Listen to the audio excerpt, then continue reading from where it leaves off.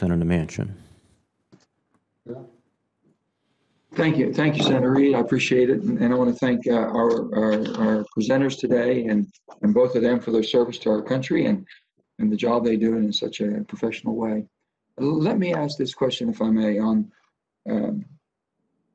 I think everyone that knows General Austin has met with General Austin or worked with him. We've had him before the committee. I've been there for almost 11 years now, so we've had many times to have General Austin and his most professional application, his common sense approach. So I've been very appreciative of that. What I would like to ask is that, do you all have concerns? First of all, I understand that General Austin did not position himself to where he was aggressively seeking this opportunity or this job. So that was the president's decision, I understand, that basically selected him. Yeah, he did not advocate for it. And on top of that, I understand that I've been very differential to the president putting their staff together who they believe is the right person with the right skill sets at the right time. And I understand that is General Austin, which I believe also. But with that, I was concerned about those down the food chain below him. Can you tell me that as General Austin asked, or are you concerned that General Austin would try to, the people that basically have that separation between military service and civilian, is there any other person asking for waivers, or have we given waivers to anybody else besides the secretary themselves, or considered it? Neither one of you all can, or both of you can answer this. Senator, my understanding is that no, that has not been, that the statutory waiver has been provided twice for Secretary Mattis and then Secretary Marshall. The extension of the cooling off requirement was done in recent years. I think it was 2016 and 2017. So to my knowledge, that has not been applied since it's been extended. But let me ask this question here. Did you all see any? Was there a movement that General Mattis wanted to get this waiver for other people? So he wanted more military presence or people with military services that had been out in a very short period of time. I did not see the concern. I don't know if you all seen something that I haven't. And are you concerned that General Austin would ask for waivers for other people? Senator, I did not see any such requests from Secretary Mattis, although the White House liaison office and the process of political appointments is a bit of a black box, to say the least. So I wouldn't have seen that. It does speak to, however, the point that you're making, which is the broader national security team, and does the broader team bring the experience, insights, and building savvy to the department and its management. The failure to appoint political appointees in the Office of the Secretary of Defense particularly over the past 4 years, did have an arguably degrading effect on the effectiveness of the Office of the Secretary of Defense. A civil servant serving in an acting capacity does not have the authority to make key decisions on matters of national security strategy and policy, because frankly another boss could come in the next day and reverse everything that they decided. It's a tenuous position to put our civil service in, and unfortunately they've been put in that position frequently recently. Senator, I would just say no. Mr. Mattis, Secretary Mattis, did not seem to ask for waivers for any of the appointed or Senate-confirmed positions under him.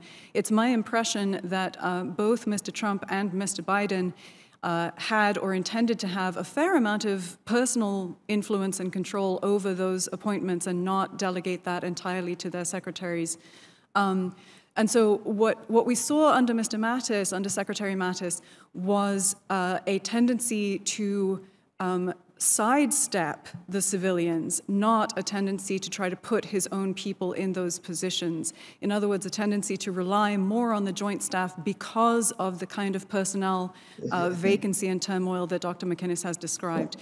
So far with Mr. Austin and Mr. Biden, we have not seen, in fact, the Biden team has announced a large number of people that they intend to nominate, all of whom are extremely good, qualified civilian choices. And so I do not see a situation here where Mr. Austin is looking to install a number of his military counterparts. So you're not concerned about that then, as far as the threat of that being basically having a mindset of military control. Also, the President-elect Biden has already nominated Kathleen Hicks, Deputy Secretary of Defense, and Colin Kahl, Undersecretary of Defense, and both of those are proven record of civil service and national security.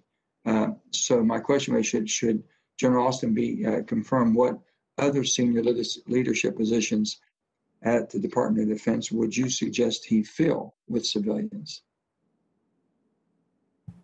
All of them? All of them? Yes. I mean, again, the danger here... You agree that people should have a knowledge of how the Department of Defense is supposed to operate, right? Yeah, of course, Senator. I do not mean that just any civilian is good enough. All of the people who are nominated should have the right experience and expertise to deal appropriately with the extremely complex organization that the Department of Defense is. It simply does not necessarily, and it's perfectly good to nominate people who have some military experience. The difference is whether you take people directly out of military service and put them into civilian positions, or whether you sideline the civilians and rely entirely on the joint staff. But you are correct. I do not see this necessarily being a big problem. I think that this chamber should certainly maintain a sharp eye on the administration, however. Let me ask both of you this one. Has there ever been any incident in General Austin's history, any incident whatsoever in his history, that would lead you to second guess his integrity towards professionalism in those command relationships? Should he re-enter the building as Secretary of Defense and be confirmed? Do you have any concerns whatsoever in his ability and anything in his past that would give you concern? Senator, the overwhelming consensus is that Mr. Austin served his nation with distinction and is very well qualified. But the broader, 4 years ago when this committee considered the question of civilian control of the armed forces, the conversation was very much about the person of the Secretary of Defense and the Secretary of Defense position as an institution in and of itself. Today the conversation is more about the overall health of civilian-military relations within our society, as well as the overall health of our civilian institutions within our government. So in considering Mr. Austin, considering the broader team is arguably quite important if you take the view that civilian voices have been muted. Senator, I don't know enough about Mr. Austin's personal history to be able to answer that question, but I have no reason to doubt his integrity. We've reached the time limit, Senator Manchin. Thank you, Mr. Chairman. I appreciate it.